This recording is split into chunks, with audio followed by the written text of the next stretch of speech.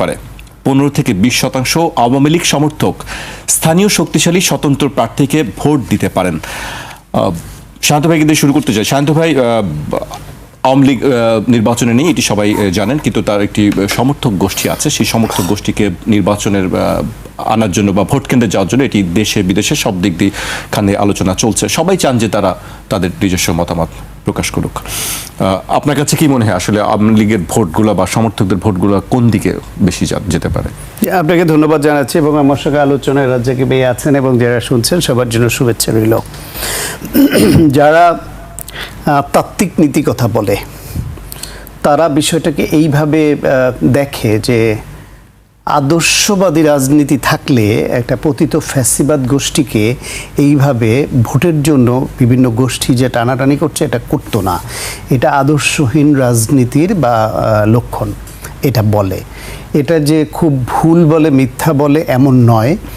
ঠিকই আছে যে আওয়ামী লীগ এখানে খুন করেছে, গুম করেছে, আয়নাঘর করেছে, 16 বছর ধরে গণতন্ত্র হত্যা করে ফ্যাসিবাদী শাসন কায়েম করেছে, দুর্নীতি লুটপাট করে দেশটাকে ধ্বংস করেছে। ফাইনালি একটা গণ অভ্যুত্থানের মুখে তারা গণহত্যা চালিয়েছে।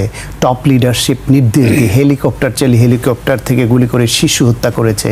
সুতরাং তারপর তারা পালিয়ে গেছে, পতিত হয়েছে।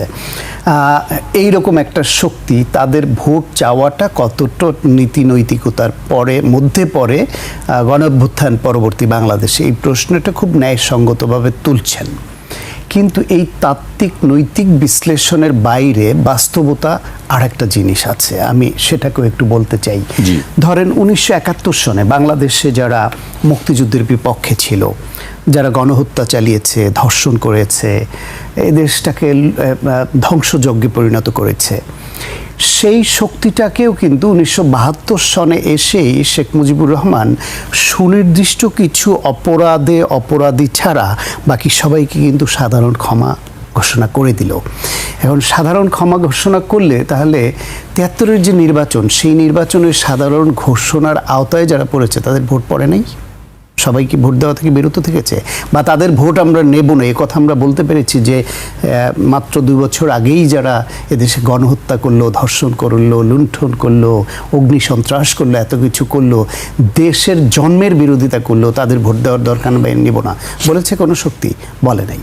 ঠিক একই কারণে এই যে আপনি বলছিলেন যে বিভিন্ন বছরের ভোট প্রাপ্তির হিসেবে বাংলাদেশে প্রধান দুটি রাজনৈতিক দল হচ্ছে বিএনপি এবং আওয়ামী লীগ। মেজরিটি ভোট এই দুই দলের বাক্সেই তো পড়ে। সেই হিসেবে অ্যারাউন্ড 30% ভোট কোনো না কোনোভাবে আওয়ামী লীগ এবং